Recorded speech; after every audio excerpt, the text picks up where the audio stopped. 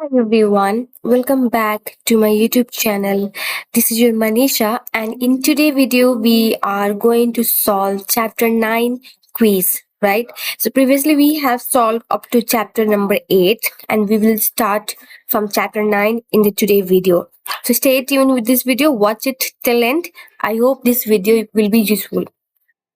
So let's start, and this is from the IAS 16 property, plant and equipment.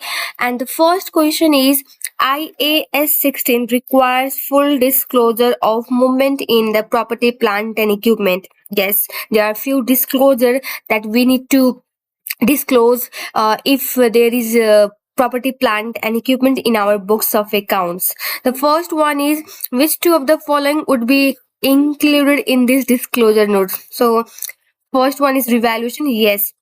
So if we have shown our PPE at revalued amounts, so then we need to disclose those things in our disclosure notes. Then repairs, no. Regarding the repairs, no disclosure is required, and also for the insurance, no any disclosure is required. So these both will not be included in the disclosure. Remaining is your disposal and the revaluation, and these two things need to be disclosed. And like this, regarding the revaluation, who have revalued either by the director or any professionals, right? Their amount, everything need to be disclosed. So our right answer is A and D. Let's confirm. Okay, then next is question number 2. Company acquired a new mini computer system for 50,000 on 1st November 20x6. So company have acquired new assets and the cost is 50,000 on 1st November 20x6. See, for the this kind of question, it's very important to look the year in. Why? Because sometimes question might ask you to proportionate the depreciation amount, or sometimes they will say that this is the first year so we don't depreciate. So please check this information while making calculations. They have purchased it's on the 1st November 20x6. Computer estimated useful life of 5 years, so useful life is 5 years, at the end of which it is expected to have a scrap value of 4,550. So that means this is the residual value which we will get after 5 years. And the company financial year in is 31st March, and a straight line depreciation is applied on the time apportion basis. See, what I have told earlier, the same thing happens here.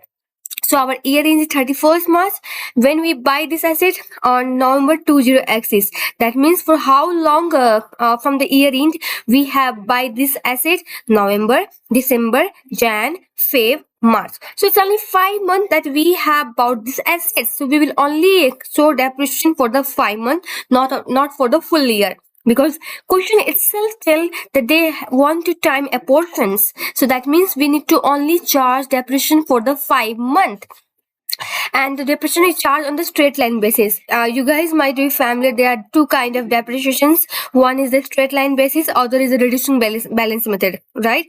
So what is the depreciation charge on the computer in the profit or loss for the year to 31st March 20x7? See, let me open my calculator. This is quite simple. So what we do to calculate the depreciation? We first take our cost, that's in our case is 50,000. Then we will deduct the scrap value, which in our case is 45,550, and this will give the net value, that is a 45,450. We will divide it by our useful life, that's a 5 year. So you can see this is for the full year depreciation, and there is option as well. So mistakenly in the exam pressure you guys might go for the option C, which is incorrect. Why? Because the question said to time a portion, so that means so we need to multiply by 5 because it has only been 5 months that we have purchased these assets, and then divide it by 12. That gives us depreciation of 3738. So that means option A.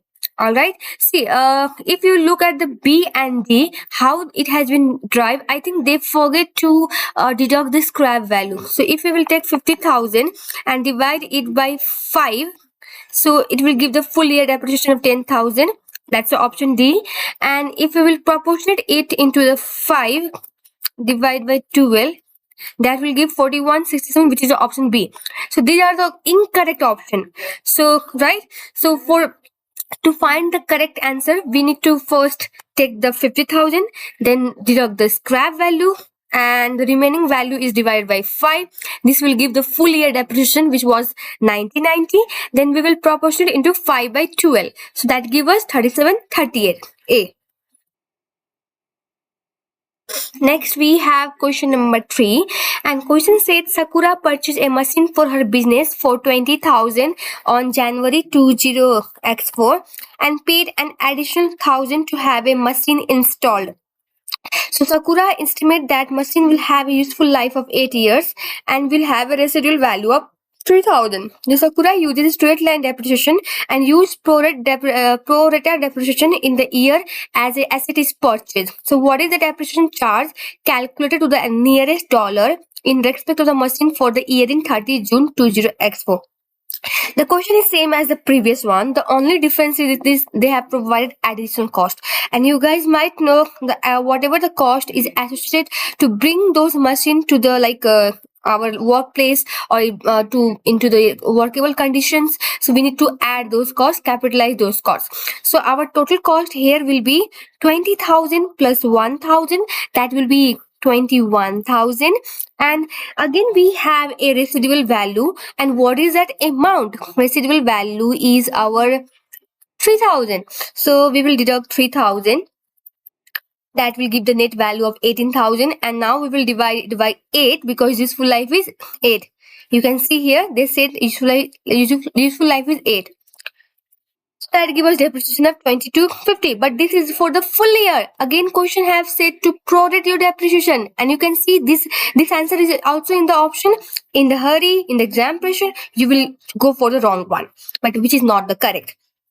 So now we have to prorate. So when do we buy this asset? On 1st January. What is the year in 30 June? That means it has only been 6 months we purchase these assets. So we need to prorate 6 by 12. Okay.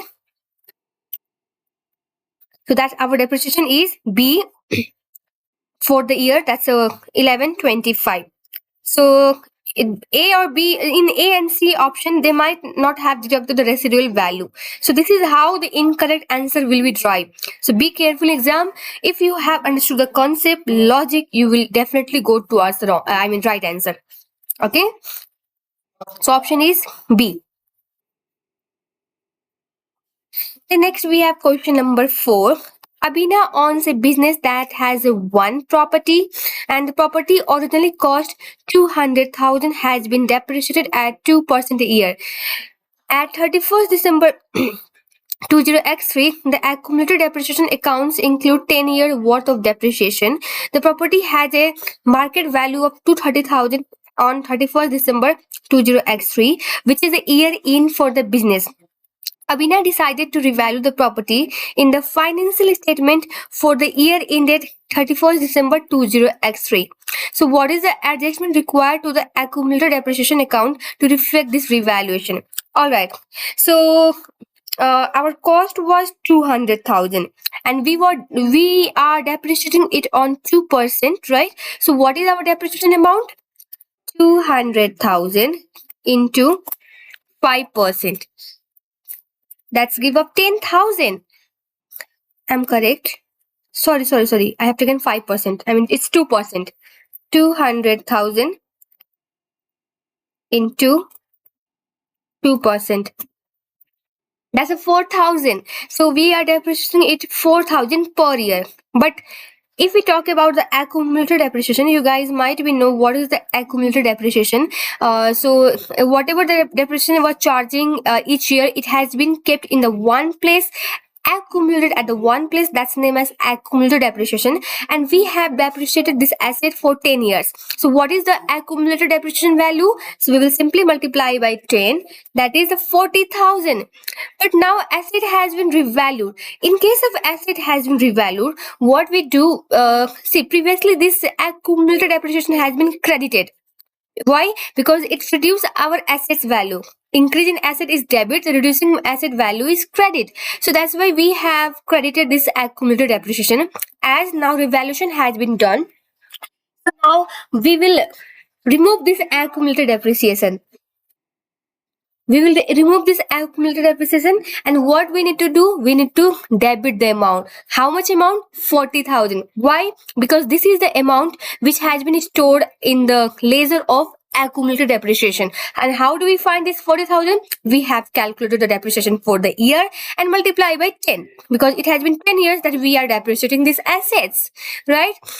Now, that means what is the adjustment required to the accumulated depreciation account to reflect this valuation? Debit 40,000. All right. So A. Okay. Now last question. Desmond owns a business and on 1st July 20X5 decided to revalue the business property from its original cost of 500,000 to 630,000. The building had been on for 10 years at the date of valuation and had been depreciated on the straight line basis over 40 years. When preparing financial statement for the year ended 30 June 20X, Desmond decided to adjust for the excess depreciation. What is the accounting entry to Desmond need to make this year in to adjust for the excess depreciation? All right. So basically, what has been happened? This Desmond on a business, and decided to revalue those property. Okay. So its original cost was 500,000. Now after revaluation, its value was 630,000, and it was Desmond was depreciating this property for 10 years, and its total useful life was 40. So how much is the remaining useful life? 30 years. So at the date of revaluation, the remaining useful life is 30 years. Let me show this calculation on the Excel sheet so that you will have a clarity. Yeah. So we have a cost of property. How much? Let me small this.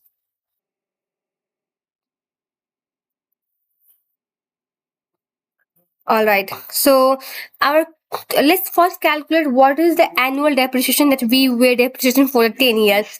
So cost of property was 500,000. You can see from the question, and useful life is 40 years. So what is the annual depreciation? Original one before revaluation. It's 1250, 12,500. I mean, now carrying amount before revaluation. So as we are depreciating it for 10 years, we will multiply by 10 and deduct it from the cost amount.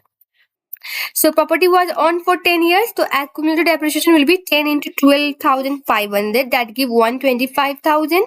And the carrying amount will be 500,000, 125,000. That's a 375,000. Now we revalued it to 630,000. We revalued it to the 630,000. So what is our like?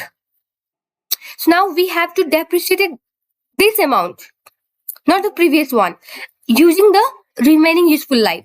And what is the remaining useful life? It's 30 years. So now we will depreciate 630,000 divided by 30, not 10, because 10 was the previous. We have already depreciated the original cost.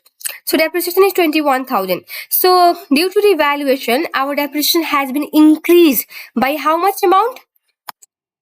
8,500. So now it's up to company whether to adjust this excess depreciation, right, or not. So if company choose to adjust this excess depreciation, in that case, they need to reduce the retained earning and increase the revaluation increase the retained earning and reduce the revaluation surplus. What I mean to say, previously we were depreciating 12,500, but due to revaluation, our depreciation has been increased to 21,000. So this excess amount can be again credited to the P&L, but not directly to the profit and loss, but through the retained earning. Let me show you how. So basically, this policy is mentioned in the IAS 16 that the excess depreciation can be transferred from the revaluation surplus to retained earning to reflect the extra depreciation caused by the revaluations, right? So correct accounting will be debit revaluation surplus 8,500, credit retained earning 8,500. So by making this entry, that means we are just showing the depreciation of 12,500, not 21,000. But it has not been reflected in the P&L. It only hits the capital account, that's your revaluation surplus, and the retained earning. I hope this is clear now. In case you have confusion, do let me know in the comment box. I will be happy to address your query. So thank you so much, guys, and stay tuned for the next video.